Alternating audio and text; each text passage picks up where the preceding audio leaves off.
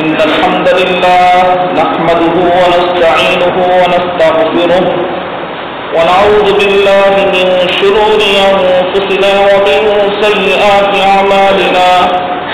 من يهده الله فلا مضل له ومن يضلل فلا هادي له وأشهد أن لا إله إلا الله وحده لا شريك له وأشهد أن محمدا عبده ورسوله أما بعد فإن خير الحديث كتاب الله وخير الهدي هدي محمد صلى الله عليه وسلم وشر الأمور محدثاتها وكل محدثة بدعة وكل بدعة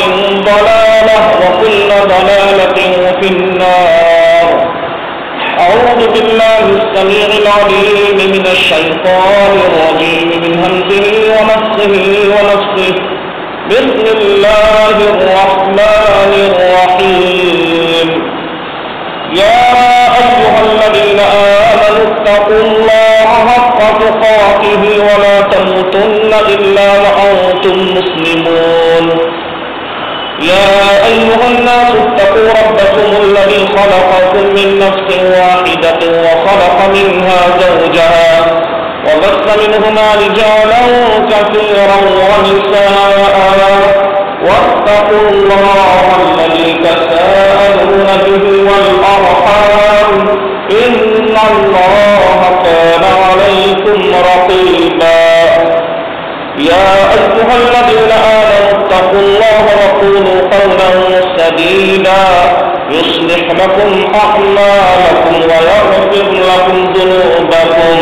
ومن يطع الله ورسوله فقد فاز فوزا عظيما بسم الله الرحمن الرحيم والقرآن المجيد بل عجبوا أن جاءهم منذر منهم فقال الكافرون هذا شيء عجيب أإذا متنا وكنا ترابا ذلك رجع بعيد قد علمنا ما تنقص الأرض منهم وعندنا كتاب حفيظ بل كذبوا بالحق لما جاءهم فهم في أمر مريج أفلم ينظروا إلى السماء فوقهم كيف بنيناها وزيناها وما لها من فروج والأرض مددناها وألقينا فيها رواسي وأنبتنا فيها من كل زوج بهيج تبصرة وذكرى لكل عبد منيب وقال في موضع آخر أعوذ بالله من الشيطان الرجيم يا أيها الذين آمنوا أطيعوا الله وأطيعوا الرسول وأولي الأمر منكم فإن تنازعتم من شيء فردوه إلى الله والرسول تمام قسم کی تعریفات حمد و ثنا کبریائی اور بڑائی اللہ رب العزت کی لائق ہوتا ہے جس کے قبض قدرت میں وہ حیات ہو یا عزت و ذلت میں امیر اور غریبی ہو بیماری اور مسلم اور قسم کا نقصان بے شمار درود السلام کو استاد مختصر مقدر ہستی پر جس کو پروردگار نے تمام جہان والوں کے لیے رحمت و ہدایت بنا کر مبعوث فرمایا صلی اللہ علیہ وآلہ وسلم.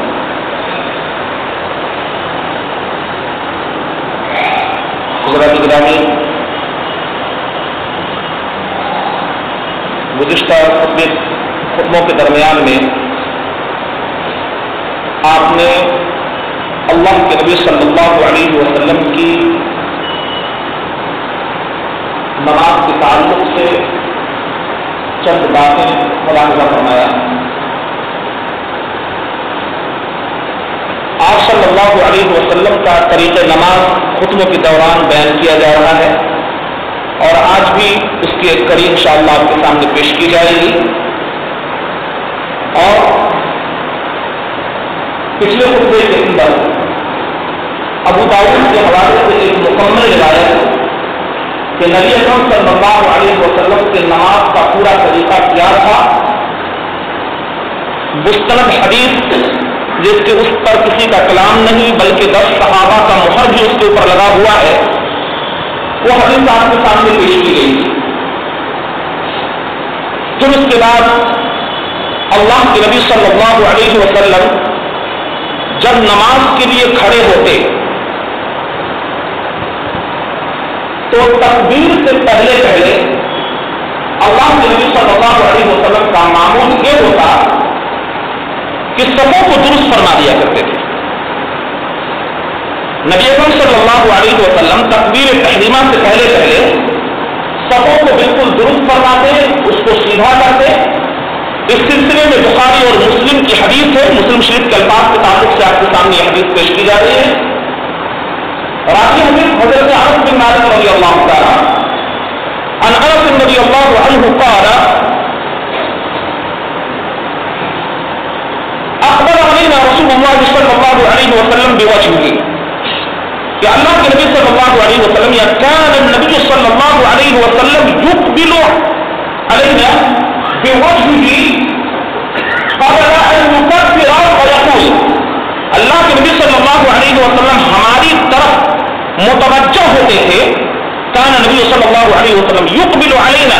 ہماری طرف آپ صلی اللہ علیہ وسلم متوجہ ہوتے تھے، یعنی اپنے رخ کو اللہ کے نبی صلی اللہ علیہ وسلم مقتدیوں کی جانب کر لیتے تھے قبل ان يكبر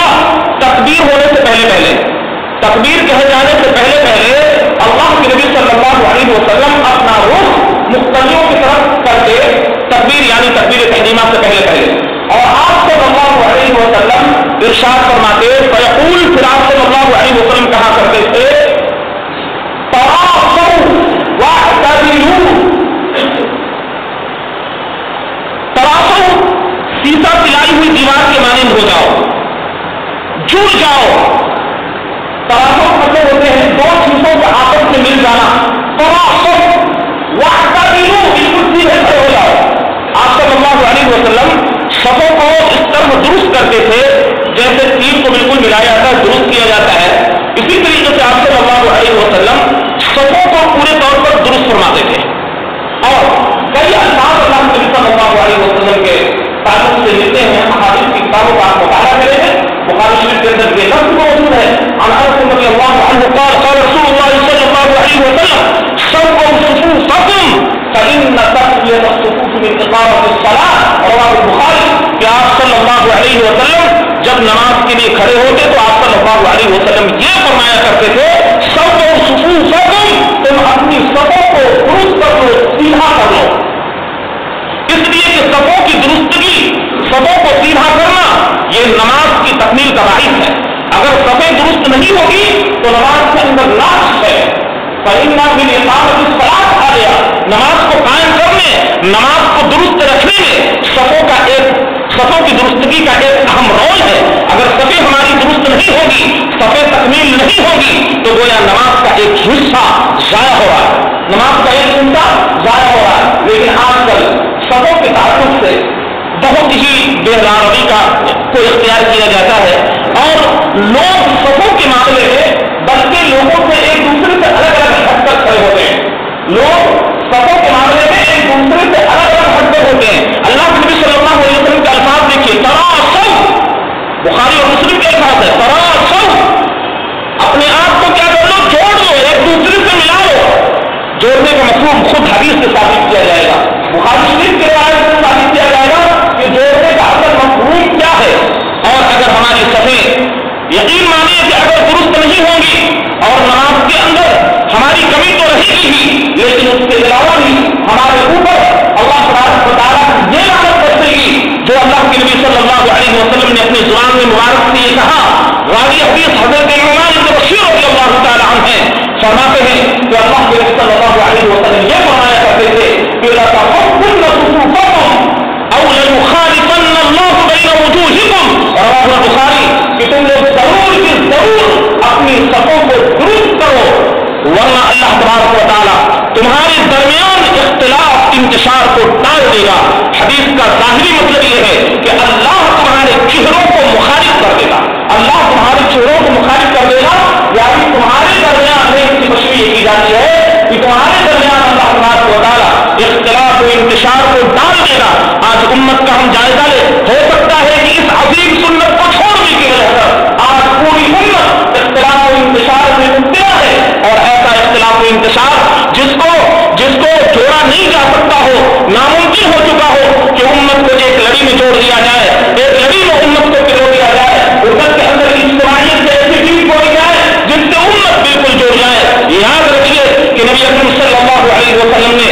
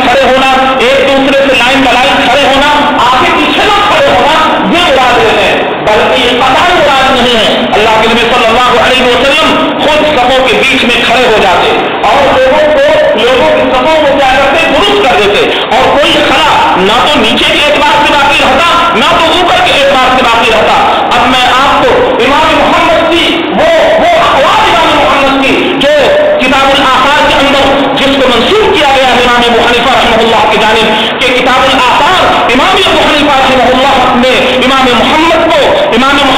आर्डर देकर लिखवाया था। उस किताब आसार के अंदर इमाम मोहम्मद का जो बयान है वो इब्राहिम नखई के हवाले से उन्होंने जो नोट किया है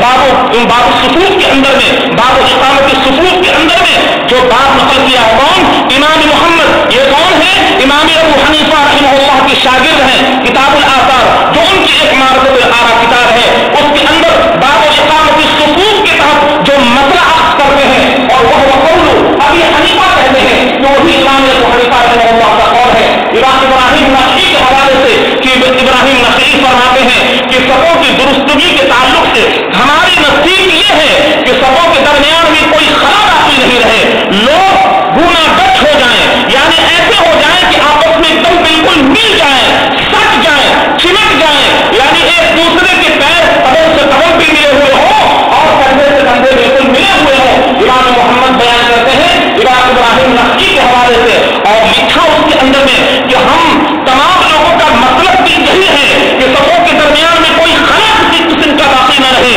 और इमाम मोहम्मद कहते हैं कि यही कौल वह कौल अबी हनीफा रहमहुल्लाह, इमाम अबू हनीफा रहमहुल्लाह का कौल भी यही है। पता ही चला कि इस मारफतुल आरा किताब के अंदर में भी कोई ऐसी रिवायत मौजूद नहीं है जिसके अंदर ये लिखा गया हो कि मुक्तदी आपस में 4-4 अंगुल फासले पर खड़े होंगे और मुहादात में खड़े होंगे, बल्कि उसके अंदर तो लफ्ज इस्तेमाल किया गया है तरासुल का, उसके अंदर लफ्ज इस्तेमाल किया गया है जिसको उर्दू के अंदर तर्जुमा आप गुना कर सकते हैं, सीसा पिलाई हुई दीवार के माने कर सकते हैं। ऐसा कर सकते हैं कि एक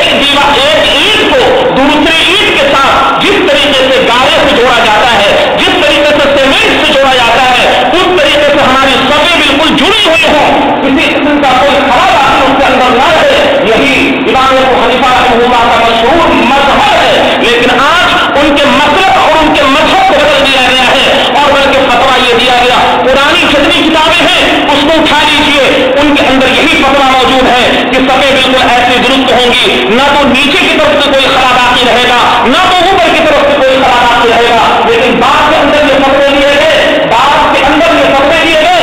में ये फतवे दिए गए कि मुतअख्खिरीन ने लिख दिया कि 4-4 अंगुल आपस में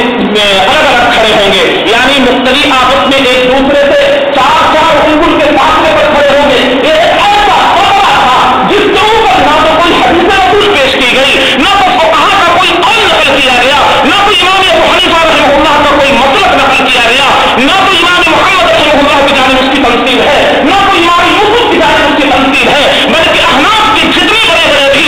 आलिम हैं उनके जानिब ये लफ्ज मंसूब नहीं है, बल्कि उन सबों का फतवा ये है कि सभी हमारी बिल्कुल दुरुस्त हो, बिल्कुल सटी हुई हो, बिल्कुल जुड़ी हुई हो, वैसे जैसे अल्लाह के नबी सल्लल्लाहु अलैहि वसल्लम दुरुस्त किया करते थे। रावी हदीस हजरत अनस बिन मालिक रज़ियल्लाहु तआला अन्हु हैं, नुमान इब्न बशीर रज़ियल्लाहु तआला अन्हु कि इस कौल को इमाम बुखारी रहमहुल्लाह ने उस बात के ऊपर जो सबसे अखीर में सफों के ताल्लुक से जो बात मुनाकिद किया है कि बाबु इंसाकुल मनकर बिल मनकर वक़दम बिल कदम वल कदम बिल कदम। इमाम बुखारी रहमहुल्लाह ने इस कौल पर नकल किया है वह कौल नुमान इब्न बशीर, और नुमान इब्न बशीर रज़ियल्लाहु तआला अन्हु का ये कौल है कि हम में का एक आदमी कान रजुल मिन्ना, हम में का एक आदमी युज़िबु बअदहु बिकअबि साहिबिही, हम में का आदमी यानी हम सहाबा में से सबों की दुरुस्तगी के मामले में ऐसा होता कि एक आदमी अपना टखना मिलाना बहुत सख्त होता है, टखने की जो काब जो हड्डी होती है उस काब से अपने दूसरे भाई के काब के में सटाता, लफ्ज़ इल्ज़ाम किया गया, मुहाज़ात नहीं, मुहाज़ात कहते हैं आमने सामने रखने को, इल्ज़ाम अरबी के अंदर कहते हैं इंसाफ को, जुड़ जाना, चिमट जाना, एक दूसरे से सटा लेना, एक दूसरे से चिमट जाना, लफ्ज़ इल्ज़ाम वहां किया गया है कि हम में का एक आदमी अपने दूसरे भाई से काब को मिलाता, और ये मिलाना बहुत सख्त होता है, हर आदमी का काब से काब मिलना बड़ा मुश्किल होता है, लेकिन सहाबा इस बात की कोशिश करते कि सफ़े किस तरह हो कि एक आदमी, सहाबा की सफ़े जो होती थी, एक आदमी अपने दूसरे आदमी से इस तरह चिमट कर खड़ा होता कि काब की हड्डी को दूसरे भाई की हड्डी से کو ملانے کی کوشش کرتا. اور پھر آگے ہر حدیث نقل کرتے ہیں عن انس رضی اللہ عنہ قال قال النبي صلى الله عليه وسلم اقيموا صفوفكم فاني اراكم من وراء ظهري كان احدنا يلفق منكبه بمنكب صاحبه وقدمه بقدمه. رواه البخاری. بخاری شریف کے اندر یہ حدیث موجود ہے. اور آگے حدیث حضرت انس بن مالک رضی اللہ تعالی عنہ روایت کرتے ہیں کہ اللہ کے نبی صلی اللہ علیہ وسلم فرماتے اقیموا صفوفکم، تم اپنی صفوں کو درست کر لو، تم اپنی صفوں کو درست کر لو، میں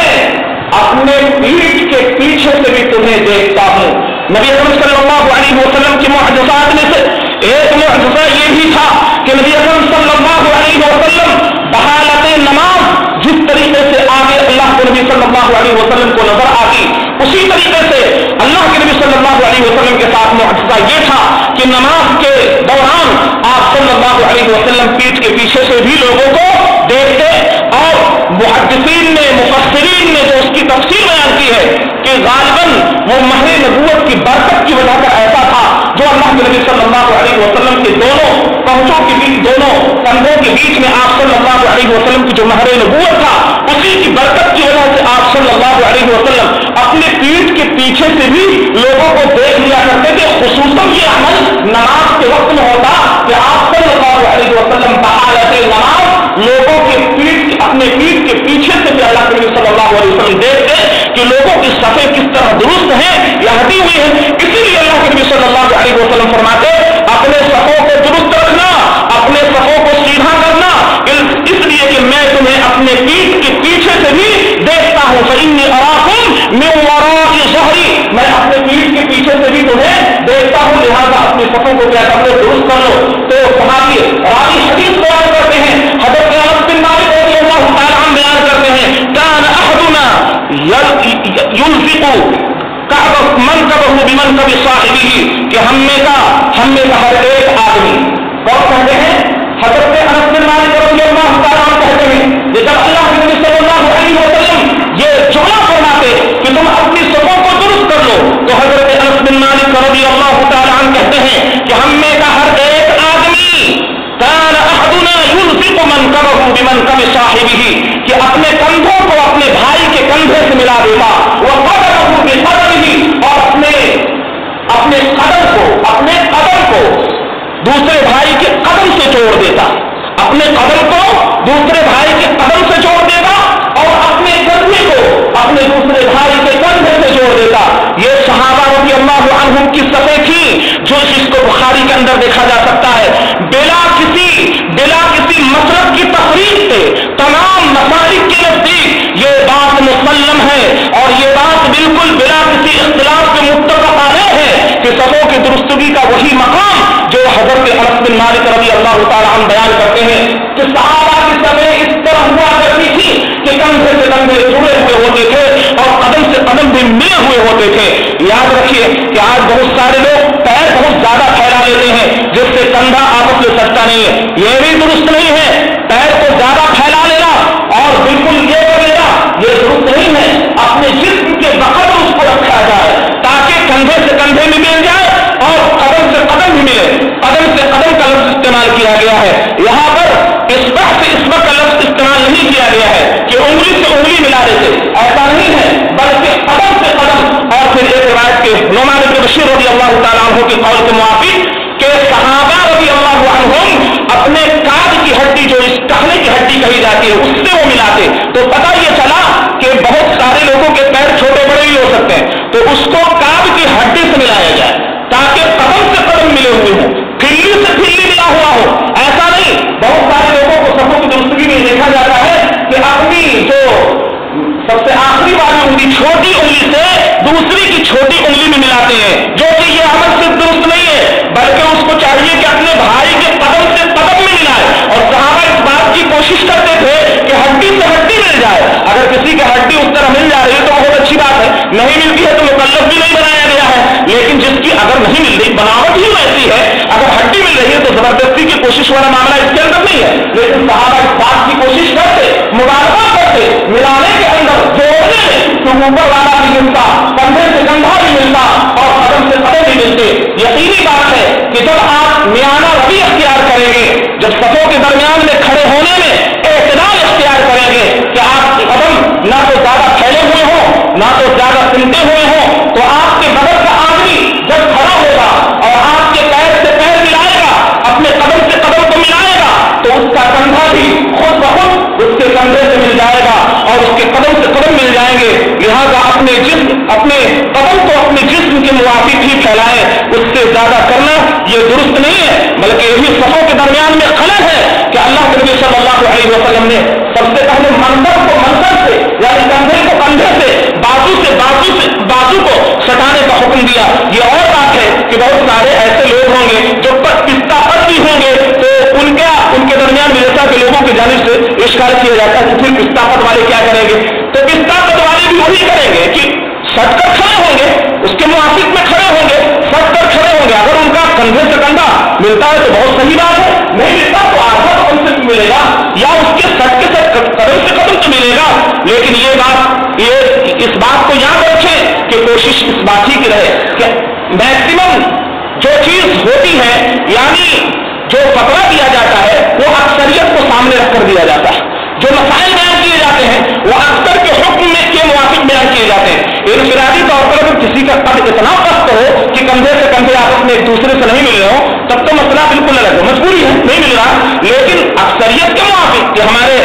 कद जो है एक तरफ से सबके बराबर है, मुवाफिक है, छोटा बड़ा होता रहता है, उससे कोई हर्ज की बात नहीं है, बल्कि ये बात कही गई कि ऊपर भी बराबर हो, नीचे भी बराबर हो, ऊपर ऐसा फासला न छोड़ दे कि कंधे से कंधा न मिले और नीचे ऐसा फासला न छोड़ दे कि कदम से कदम न मिले। ये दोनों चीजें लाजिम मजबूर हैं सफों की दुरुस्ती के ताल्लुक से। और अल्लाह के नबी सल्लल्लाहु अलैहि वसल्लम की हदीस भी आपके सामने रख दी गई कि अगर हमारे सफों के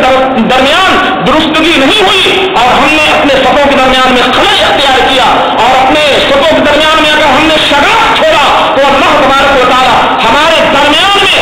दरमियान में इख्तिलाफ और इंतशार को डाल देगा।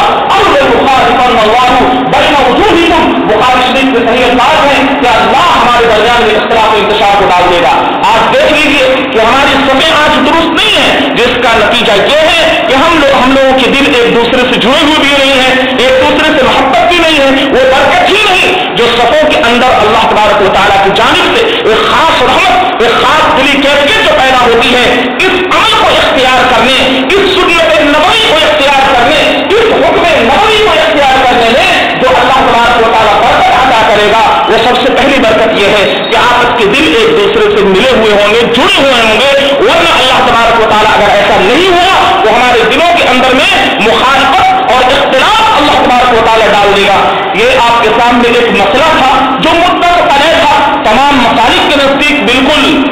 दुरुस्त और सही, लेकिन उसको समझने वाले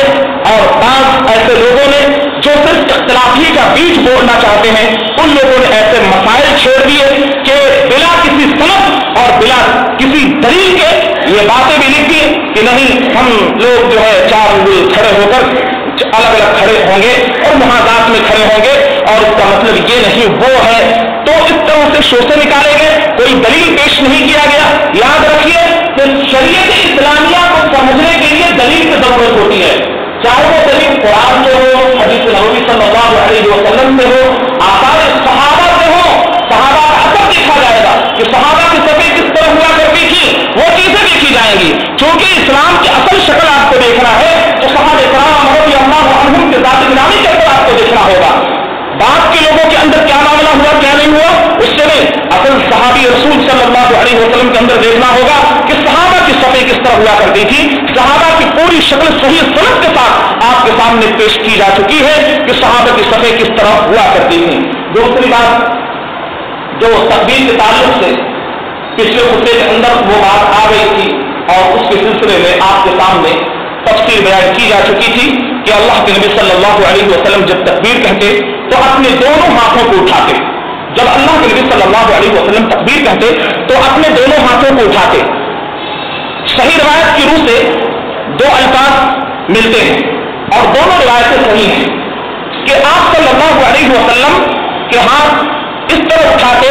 कि दोनों हाथ कंधों के बराबर आ जाते और आप सल्लल्लाहु अलैहि वसल्लम अपने दोनों हाथों को इस तरह उठाते कि आप सल्लल्लाहु अलैहि वसल्लम के दोनों हाथ जो है वो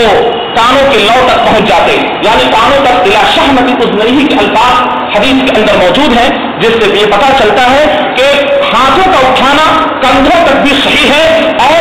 अगर कोई उसके ऊपर भी उठा लेता है यानी कानों तक भी उठा लेता है तो ये सही है, लेकिन कानों से ऊपर करना और सर के बराबर करना ये दुरुस्त नहीं है। जितना इख्तियार किया गया है, जितने हदीस के अंदर जो अल्फाज आए हैं उसी के मुताबिक हम लोगों को अमल करना चाहिए। उससे ज्यादा अगर बढ़ेंगे तो यही हद से तजावुज कर जाना है, यही हद से तजावुज कर जाना है कि लोगों को कहा जा रहा है कि कंधों तक या कानों तक अपने हाथों को उठाएं, लेकिन लोग उससे ज्यादा हाथों को उठाते हैं। बाद लोगों का मामला ये है कि कानों को छूते हैं अपनी इस उंगली से, जो कि सुन्नत रसूल सल्लल्लाहु अलैहि वसल्लम से साबित नहीं है कि कानों के लौ को छुआ जाए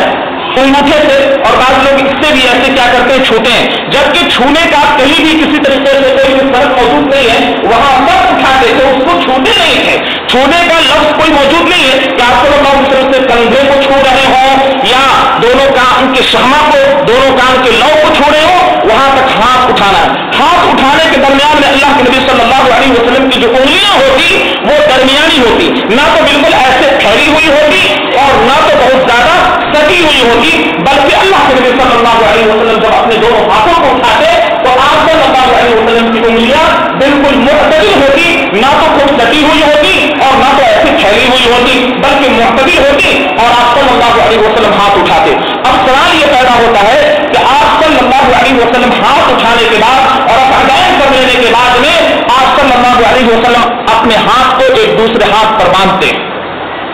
इस ताल्लुक से बुखारी शरीफ की रिवायत है, रावी हदीस हजरत इमाम बुखारी रहमतुल्लाह फरमाते हैं, सहल इब्न सअद रज़ियल्लाहु ताला इस हदीस के रावी हैं।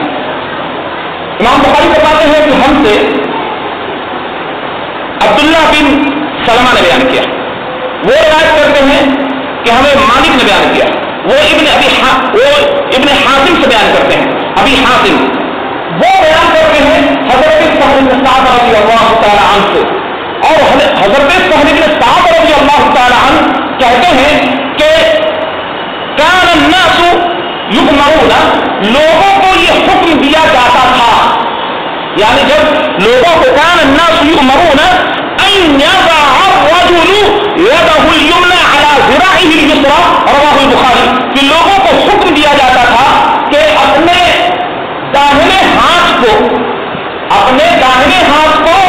बाएं हाथ के ज़िरा पर रखे। लफ्ज़ ज़िरा का लफ्ज़ इस्तेमाल किया गया। ज़िरा अरबी लोगों के अंदर बाजू के माने में आते हैं, आर्म के माने में आता है।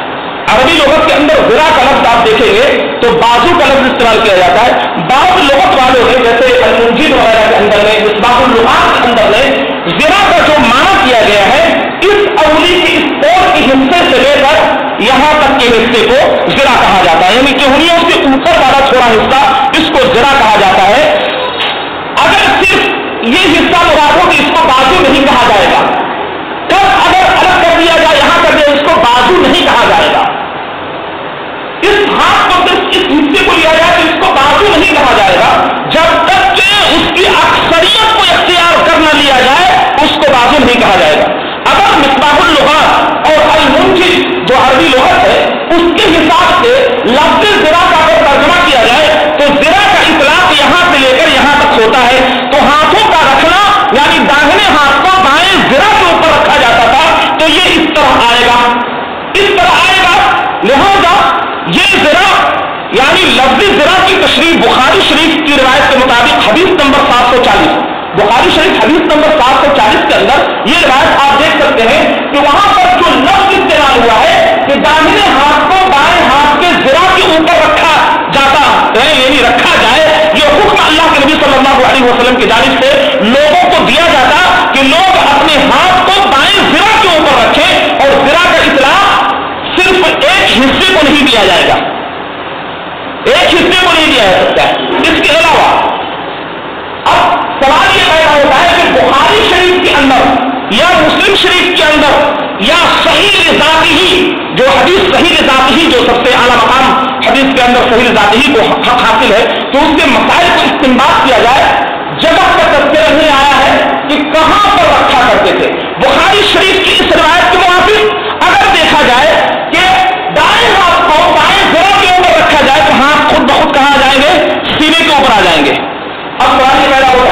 کہ سینے کے الفاظ آیا حدیث کے اندر موجود ہے یا نہیں موجود ہے. اس سلسلے میں تمام احادیث کی کتابوں کا جائزہ لینے کے بعد سب سے پہلے جو حدیث جس حدیث کے اوپر نظر پڑتی ہے وہ حدیث جس کو صحیح ابن خزیمہ کے اندر نقل کیا گیا ہے. راوی حدیث حضرت وعید بن حجر رضی اللہ تعالیٰ عنہ ہے. وعید بن حجر فرماتے ہیں کہ میں صلیت مع النبی صلی اللہ علیہ وسلم، میں نے اللہ کے نبی صلی اللہ علیہ وسلم کے پیچھے نماز پڑھی تو آپ صلی اللہ علیہ وسلم نے وضع یدہ الیمنی علی یدہ الیسری، کہ آپ صلی اللہ علیہ وسلم نے اپنے داہنے ہاتھ کو بائیں ہاتھ کے اوپر رکھا، علی صدرہ، سینے کے اوپر رکھا. وعید بن حجر کی یہ حدیث صحیح لغیرہ ہے. صحیح لغیرہ ایک صحیح لذاتی، حدیث کی قسموں میں سے ایک قسم کیا ہے؟ صحیح لذاتی ہی ہے. صحیح لغیرہ اس قسم کو کہتے ہیں کہ کوئی ایک راوی اس کے اندر روایت بیان کرنے والوں میں سے ایک راوی کوئی ایسا ہو جس کے اندر حافظے کی کچھ کمی ہو، سوء حفظ ہو. تو یہاں پر ایک راوی ہے جن کا نام معمل ہے. صحیح ابن خزیمہ کے اندر ایک